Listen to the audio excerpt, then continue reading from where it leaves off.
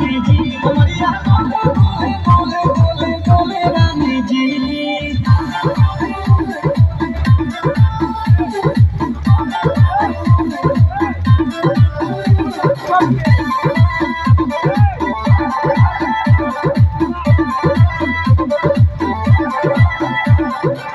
लागलू ओइठे कोहरा में बैठे करे करे जा धक्का धक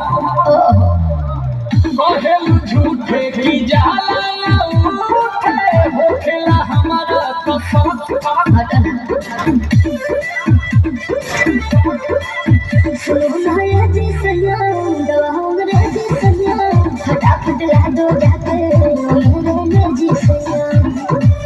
बात तू मीठी मीठी बोले राजा जी बात तू मीठी मीठी बोले राजा जी बोले राजा जी कमरिया बोले बोले कमरिया बोले बोले कमरिया बोले बोले बोले बोले बोले राजा जी कमरिया बोले बोले बोले बोले बोले राजा जी